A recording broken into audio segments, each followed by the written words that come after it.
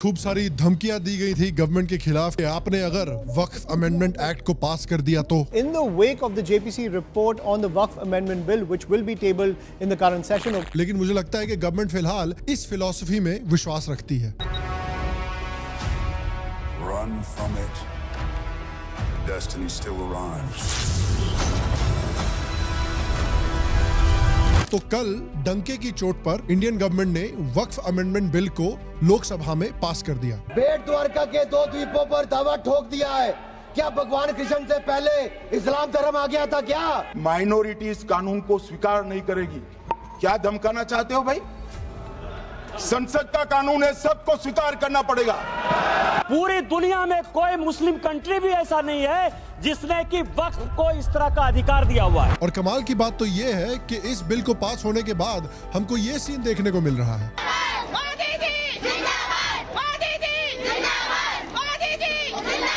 सौगाते मोदी काम कर गया क्या लगता है? तो बेसिकली क्या हुआ है कि लोकसभा में ये पास हो चुका है। अगर ये राज्यसभा में भी एक्ट पास हो जाता है तो वक्फ बोर्ड के जो सबसे टॉक्सिक पावर्स हैं वो हमेशा के लिए मिटा दिए जाएंगे। एंड जिस तरह से ये बोर्ड आर्बिट्रेरली अपने पावर्स को इस्तेमाल करती हुई आई है वो भी खत्म हो जाएगा। जिस तरह से वक्फ बोर्ड ने पार्लियामेंट बिल्डिंग को क्लेम किया, मुकेश अंबानी के घर एंटीलिया को क्लेम किया, यहाँ तक कि कुंभ मेला की जमीन को क्लेम किया, ये सब बकवास खत्म हो जाएगी। तो इस वीडियो में हम बात करेंगे कि वक्फ बोर्ड के साथ जो इतनी बड़ी प्रॉब्लम्स थी वो क्या थी, क्यों इन प्रॉब्लम्स को खत्म करना जरूरी था और क्यों ये बिल जरूरी है, क्योंकि ये उन मेजॉरिटी प्रॉब्लम्स को एड्रेस करता है। और उसके साथ साथ देखिए हमारे पास ये चश्मे मौजूद हैं। इसका मतलब आप जानते ही हैं कि इस बिल के पास होने के बाद जो न्यूक्लियर मेल्टडाउन्स हो रहे हैं उनको भी हम साथ में स्टडी करेंगे। तो आइए, wear some protection and let us begin.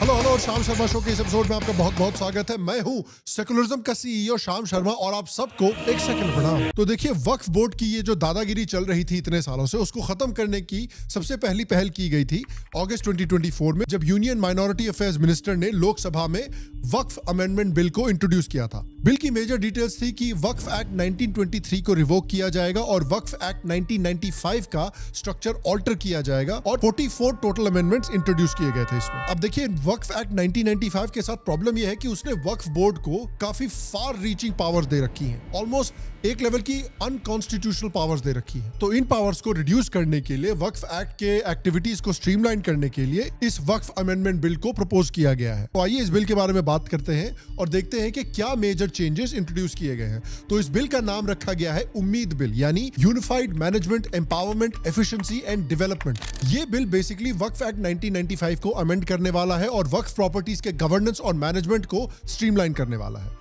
इस बिल का क्लॉज 3C सेक्शन 1 कहता है कि कोई भी गवर्नमेंट प्रॉपर्टी जो इस बिल के पास होने के पहले या बाद में वक्फ प्रॉपर्टी डिक्लेयर कर दी गई हो, उसे अब वक्फ प्रॉपर्टी नहीं माना जाएगा। तो देखते हैं इस बिल से क्या बड़े चेंजेस आए हैं। पहला आया है वक्फ बोर्ड के गवर्नेंस और कॉम्पोजिशन में चेंज, यानी नॉन मुस्लिम मेंबर्स का इंक्लूजन। नए बिल में यह प्रपोज किया गया है कि सेंट्रल वक्फ काउंसिल और स्टेट वक्फ बोर्ड्स में नॉन मुस्लिम रिप्रेजेंटेटिव्स भी इंक्लूड किए जाएंगे। जिस तरह हमने देखा है कि सदर्न स्टेट्स में मंदिरों के बोर्ड में मुस्लिम्स को इंक्लूड किया जाता है अक्सर। हर स्टेट वक्फ बोर्ड में कम से कम 2 मुस्लिम महिलाओं का होना मैंडेटरी बनाया गया है। सेक्ट बेस्ड रिप्रेजेंटेशन, यानी जहां पहले सिर्फ सुन्नी और शिया वक्फ बोर्ड अलाउड थे, अब वहां पर बोहरा और आगा खानी कम्युनिटीज के लिए भी वक्फ बोर्ड अलाउड है, ताकि उनको भी इंसाफ मिल सके। प्रॉपर्टी और रजिस्ट्रेशन के मामले में क्या चेंजेस आए हैं? एक बहुत ही इंपॉर्टेंट जो चेंज आया है इस मामले में वो है कि वक्फ बाय यूजर वाले क्लॉज को हटा दिया गया है। अब देखिए, इससे प्रॉब्लम ये थी कि पहले अगर कोई भी जगह कोई मुस्लिम कह देता था कि भाई हम इसको एक रिलीजियस पर्पस के लिए यूज करते हुए आ रहे हैं इतने समय से,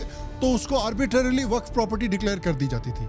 इसी वजह से हम देख रहे हैं कि इतने सालों से गांव के गांव को वक्फ बोर्ड डिक्लेयर किया जा रहा है, मंदिरों के प्रेमिसेस को वक्फ बोर्ड डिक्लेयर किया जा रहा है, कुंभ मेला के एरिया को वक्फ बोर्ड डिक्लेयर किया जा रहा है। अब थैंकफुली इस प्रोविजन को हटा दिया गया है। 1995 वाले एक्ट में यह भी क्लियर नहीं था कि वक्फ बोर्ड सरकारी जमीन पर क्लेम कर सकती है या नहीं। 2024 अमेंडमेंट में ये लूप होल भी बंद कर दिया गया है ताकि सरकारी जमीन को ना हड़पा जाए। अगर कोई वक्फ क्लेम करता है कि सरकारी जमीन उनकी है तो इसका फैसला कलेक्टर अल्टीमेटली करेगा, और अगर प्रूव होता है कि ये लैंड सरकारी है तो उसे वक्फ एसेट डिक्लेयर नहीं किया जा सकता। एलिजिबिलिटी फॉर वक्फ डेडिकेशन भी देखिए, सिर्फ 5 साल से ज्यादा प्रैक्टिसिंग मुस्लिम लोग ही प्रॉपर्टी वक्फ के लिए डेडिकेट कर सकते हैं। ये रूल प्री 2013 रेगुलेशन का रिवाइवल है। वुमेन्स इनहेरिटेंस की भी प्रोटेक्शन की जाती है। कोई भी प्रॉपर्टी जब वक्फ बनाई जाएगी तो उससे पहले महिलाओं और बच्चों को उनका इनहेरिटेंस मिलना जरूरी होगा। महिलाओं और बच्चों के इनहेरिटेंस राइट्स का पहले ध्यान रखा जाएगा, उसके बाद ही वो प्रॉपर्टी वक्फ की तरफ जा सकती है। और एडमिनिस्ट्रेटिव और फाइनेंशियल रिफॉर्म में सबसे इंपॉर्टेंट और बड़ा जो रिफॉर्म आया है वो है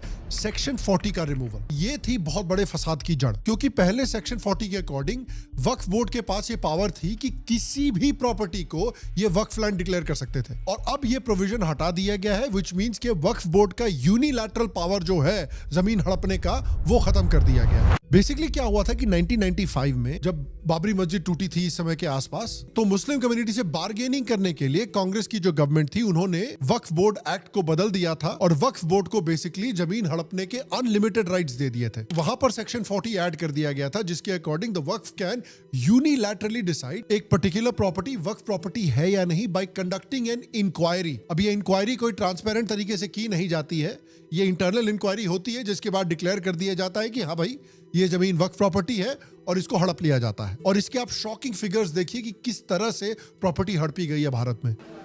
1913 से 2013 तक 18 लाख एकड़ और 13 से 25 तक एक कानून बनने का परिणाम क्या आया, और नई 21 लाख एकड़ भूमि बढ़ गई। अब मान्यवर 39 लाख एकड़ जो भूमि है उसमें 21 लाख एकड़ 13 के बाद, अब ये कह रहे हैं कि इसका दुरुपयोग नहीं हो रहा है। वक्फ एक्ट 1954 में अमेंडमेंट करके सेक्शन 66H लाया गया, और वो सारी संपत्ति जिसमें हमारे हिंदू भाई ये सोच रहे थे कि कभी इसके हम मालिक बनेंगे, वो सारी संपत्ति राजीव गांधी गवर्नमेंट ने वक्फ बोर्ड को दे दी। Waqf, I would say, is one of the 8 reasons why Hindus, forget about Muslims, Hindus are 8th-class citizens in their own country. If India is to be saved from becoming an Islamic republic, then hear this. Amendments are not enough. This entire act has to be abrogated. Waqf board की properties में 3.5 लाख से ज्यादा वक्फ estates हैं, almost 9 lakh immovable properties हैं और 16,000 से ज्यादा movable properties हैं। इन सब के कारण इंडियन आर्मी और इंडियन रेलवेज के पास भी वक्फ बोर्ड जितनी प्रॉपर्टी नहीं है। हाल में ही तमिलनाडु के वेपुर में रहने वाले कुछ हिंदू फार्मर्स की 57 एकड़ जमीन को रातों रात वक्फ बोर्ड ने हथिया लिया।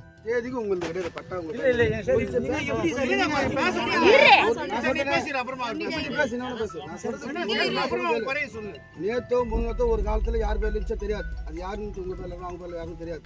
ஆனா இன்னைக்கு முத்தவெல்ல பேர் இருக்குது, வக்ஃப் போர்டுல இருக்குது. இப்போ வக்ஃப் போர்டுல இருக்கிறதால அவங்க வந்து எங்களுக்கு அளந்து கொடுங்க।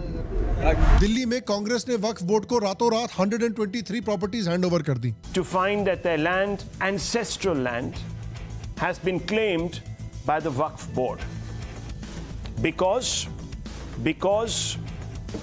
viewers of a draconian law framed in 1995 by the then Congress central government that gives them sweeping powers to take over any property. जमीन है भाई, शशि थरूर जी का दिल नहीं है कि बांटे ही जा रहे हो। इनफैक्ट एक रिपोर्ट के मुताबिक दिल्ली की 77% जमीन पर वक्फ बोर्ड ने क्लेम कर रखा है। जवाहरलाल नेहरू स्टेडियम से लेके दिल्ली हाई कोर्ट तक पर वक्फ ने क्लेम कर रखा है। इन्होंने तो इलाहाबाद हाई कोर्ट को भी वक्फ की प्रॉपर्टी बता रखा है। इन्होंने आरएसएस द्वारा ओन लैंड तक को नहीं छोड़ा है। भोपाल में राजदेव जन सेवा न्यास की 37,000 स्क्वायर फीट की जमीन वक्फ बोर्ड ने ग्रेवयार्ड बताकर रातों रात हड़पने की कोशिश की। ये तो अंबानी के एंटिलिया घर को भी वक्फ की प्रॉपर्टी बता चुके हैं। बम्बई के अंदर इस देश का जो सबसे अमीर आदमी है, बताते हैं उसका घर वक्फ बोर्ड की प्रॉपर्टी पे बना हुआ है। यही नहीं, अभी और सुनिए। तमिलनाडु में पूरे के पूरे गांव को वक्फ प्रॉपर्टी घोषित कर दिया गया है। हरियाणा के गुरुद्वारा की जमीन को वक्फ हड़प चुकी है। सूरत के म्युनिसिपल कॉर्पोरेशन के हेडक्वार्टर्स को क्लेम कर चुके हैं। शिव शक्ति सोसाइटी की पूरी जमीन को क्लेम कर चुके हैं। इनफैक्ट इन्होंने राम जन्मभूमि, काशी विश्वनाथ मंदिर, कृष्ण जन्मभूमि जैसे स्पिरिचुअल सेंटर्स को भी क्लेम करने की कोशिश की है। इस बकवास जमीन हड़पने के स्कैम से जुडिशरी भी परेशान हो चुकी है और एक जज ने तो सुना भी दिया वक्फ के लॉयर को। तो जो भी सरकारी दफ्तर को कह देंगे कि वक्फ प्रॉपर्टी पे हो जाएगा। मेरा सीधा सा क्वेश्चन है, ब्लंट, भाई साहब आप तो ताजमहल भी ले लो यार, लाल किला भी ले लो, कौन मना कर रहा है? ठीक है, प्यार से क्वेश्चन समझ में नहीं आते आप लोगों को।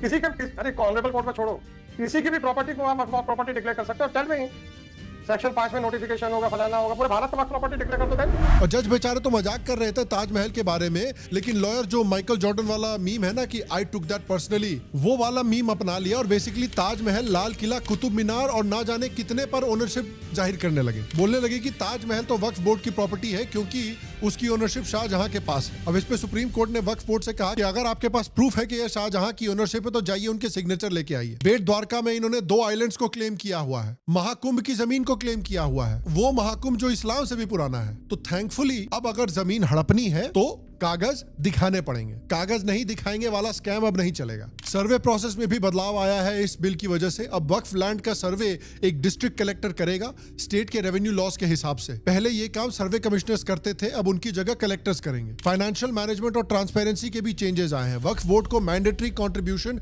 7% से घटाकर 5% कर दिया गया है। इसका मतलब कि अब ज्यादा पैसा चैरिटेबल एक्टिविटीज में लगाया जा सकता है। ऑडिट रिक्वायरमेंट भी की गई है। ऐसे इंस्टीट्यूशंस जिनकी एनुअल इनकम 1 लाख से ज्यादा है उनका सरकार द्वारा ऑडिट भी किया जाएगा मैंडेटोरली, ताकि फाइनेंशियल ट्रांसपेरेंसी बनी रहे। लीगल अपील्स और ट्राइब्यूनल स्ट्रक्चर्स में भी रिफॉर्म्स किए गए हैं। पहले वक्फ ट्राइब्यूनल के डिसीजंस सिर्फ रेयर और स्पेशल प्रोविजंस के अंदर हाई कोर्ट में चैलेंज किए जा सकते थे। अब कोई भी इंसान 90 दिनों के अंदर अंदर हाई कोर्ट में स्पेशल अपील कर सकता है जब किसी भी प्रॉपर्टी को वक्फ डिक्लेयर किया जाता है। तो इससे जुडिशियल ओवरसाइट वापस आती है जो कॉन्स्टिट्यूशनली पहले से ही होनी चाहिए थी। ट्राइब्यूनल कॉम्पोजिशन में भी बदली की गई है। पहले ट्राइब्यूनल में एक मुस्लिम लॉ एक्सपर्ट होता था, अब उसको हटा दिया गया है। अब ट्राइब्यूनल को हेड करेगा एक डिस्ट्रिक्ट कोर्ट जज और साथ में एक जॉइंट सेक्रेटरी लेवल का स्टेट ऑफिसर भी मेंबर रहेगा। और लोग जो कह रहे हैं कि भाई ये अनकॉन्स्टिट्यूशनल है, ये जबरदस्ती घुसेड़ दिया गया है ये बिल, काफी वाइड डिस्कशंस के बाद इस बिल को लाया गया है। वो वक्फ अमेंडमेंट बिल लाएंगे, भरपूर चर्चा होना चाहिए, इसीलिए तो जेपीसी बना करके इस बिल को रेफर किया गया है। आज तक हिंदुस्तान के इतिहास में इतना व्यापक चर्चा किसी बिल के ऊपर में नहीं हुआ है। क्योंकि आप देखिए पहले तो इस बिल को जेपीसी के पास भेजा गया, यानी एक जॉइंट पार्लियामेंट्री कमेटी के पास, और फिर इस जॉइंट पार्लियामेंट्री कमेटी ने एक मैसिव पब्लिक आउटरीच एक्सरसाइज की है जो इंडिया में बहुत रेयरली इस तरह का देखने को मिलता है। रिपोर्ट्स के मुताबिक कमेटी को 97 लाख मेमोरेंडा मिले हैं सिटीजंस और ऑर्गेनाइजेशंस दोनों से। इन कंसल्टेशंस में मेजर मुस्लिम ऑर्गेनाइजेशंस भी शामिल थे, जैसे कि दारुल उलूम देवबंद, जमीयत उलेमाए हिंद, जमात के अलग अलग फैक्शंस। ये आउटरीच 10 अलग अलग सिटीज में की गई है अक्रॉस इंडिया, और इन डिस्कशंस में मेनली लीगल, एडमिनिस्ट्रेटिव और कम्युनल कंसर्न्स भी रेज किए गए हैं, specially related to waqf property के गवर्नेंस। और कमाल की बात तो ये है कि इंडिया में इतनी मगजमारी हो रही है वक्फ को लेके, इंडिया में वक्फ को इतने पावर्स दिए गए हैं, लेकिन जो एक्चुअल मुस्लिम कंट्रीज है वहां पे तो वक्फ को ऐसी पावर्स भी नहीं है। In fact in most of these countries ये जो वक्फ बोर्ड है they come under government control. India की तरह इंडिपेंडेंट बॉडी नहीं है विद अनलिमिटेड पावर्स। यही बात योगी आदित्यनाथ ने भी बोला है कि वक्फ बस एक स्कीम है सरकारी प्रॉपर्टी हड़पने की, यार इससे मुस्लिमों का भी भला नहीं हो रहा है। सब समाज की बात छोड़िए, मुस्लिम समाज का ही कोई कल्याण किया हो उस प्रॉपर्टी का, ये व्यक्तिगत स्वार्थ का ये गड्ढे बने हुए हैं। किसी भी सरकारी प्रॉपर्टी पर जबरन काबिज करने का एक माध्यम बना। और अब देखिए बात करते हैं, क्योंकि एक इतनी हिस्टोरिक बिल पास हुआ है लोकसभा में और भले का काम हुआ है, तो उस पे रिएक्शंस तो काफी आएंगे ही। और इस लेवल के रिएक्शंस हम देख रहे हैं, इस लेवल ऑफ मेल्टडाउन्स हम देख रहे हैं कि फुकुशिमा भी इसको देखकर बोल रहा है कि यार थोड़ा ज्यादा हो गया। तो please let us wear our radiation goggles जो हमें इन मेल्टडाउन से प्रोटेक्ट करेंगे। And let us begin. Congress MP KC Venugopal कह रहे हैं कि ये ड्रैकोनियन लॉ है और कॉन्स्टिट्यूशन पे एक फंडामेंटल असॉल्ट कर दिया गया है। अकाली दल जिनके राज में बेअदबी के लिए लिंचिंग्स होती थी, उनको यहां पर आके इनजस्टिस दिख रहा है फाइनली। ओवैसी ने ये बोलकर अपोज किया है कि इन रिफॉर्म से सोसाइटी में इंस्टेबिलिटी आ जाएगी। बेसिकली दंगों की एक सॉफ्ट वार्निंग दे रहे हैं। Sir, I am cautioning and warning this government. I am cautioning and warning this government. If you bring and make a WAF law in the present form, which will be violation of Article 25, 26 and 14, it will lead to social instability in this country. कमाल है? Reform से instability आ रही है, लेकिन उनके भाई जो 15 minute वाली स्पीचेस दिए करते थे उससे तो भाईचारा बढ़ रहा था भारत में। मौलाना मोहम्मद फजलुर रहीम मुजद्दिदी जो जनरल सेक्रेटरी है all India Muslim personal law board के, उन्होंने तो बिल को मुस्लिम्स के खिलाफ दुश्मनी का नाम दे दिया है। और ये मुस्लिम दुश्मनी की बुनियाद पर ये बिल लाया गया है।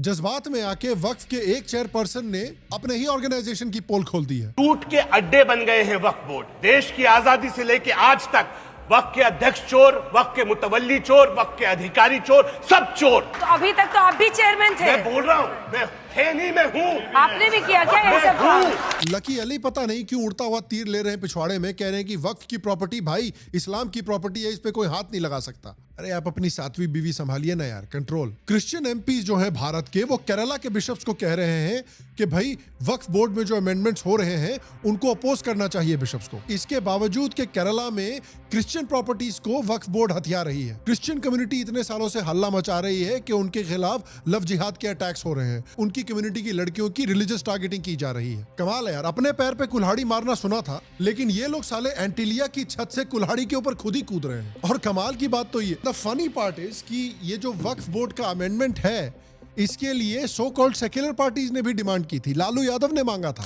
और ये जो चेंजेस आए हैं वक्फ बिल में, इसको अजमेर दरगाह के जो लीडर है वो सपोर्ट कर रहे हैं। और देखिए, आपने देखा है कि भाई क्या प्रॉब्लम्स हो रही थी ये जो आर्बिट्ररी पावर्स दिए गए थे वक्फ बोर्ड को, उससे। और अगर आप वक्फ बोर्ड की हिस्ट्री देखेंगे तो आप ये भी देखेंगे कि वक्फ बोर्ड को किस तरह से इस्लामिक डोमिनेंस बढ़ाने की भारत में एक टूल की तरह इस्तेमाल किया गया था। भारत की हिस्ट्री में सल्तनत और मुगल समय के दौरान भारत में जबरन कई वक्फ संपत्ति बनाई गई थी हिंदू जमीन को छीनकर। ग्रास रूट लेवल पर वक्फ मुतवलीज मैनेज करते थे। अब मुतवली is a person who is in charge of managing and taking care of a Waqf property. उनका job is to make sure कि प्रॉपर्टी को जो पर्पस इंटेंड किया गया है इस्लामिकली, उस हिसाब से मेंटेन किया जाए कि भाई ये मॉस्क है तो इसको मॉस्क की तरह, मदरसा है तो मदरसे की तरह, इनको काजी सुपरवाइज करते थे। और ये जो वक्फ बनाने की परंपरा है, अक्सर हिंदू जमीन को हड़प के इसको वक्फ डिक्लेयर किया जाता था हिस्टोरिकली, और इसे धर्म परिवर्तन की टूल की तरह भी यूज किया जाता था कि भाई कन्वर्ट हो जाओ तो आपकी जमीन जाएगी नहीं, अगर इसी तरह काफिर बने रहोगे तो आपकी जमीन कभी भी वक्फ प्रॉपर्टी डिक्लेयर हो सकती है। 700 साल तक एक लंबी प्रोसेलिटाइजेशन ड्राइव की तरह इस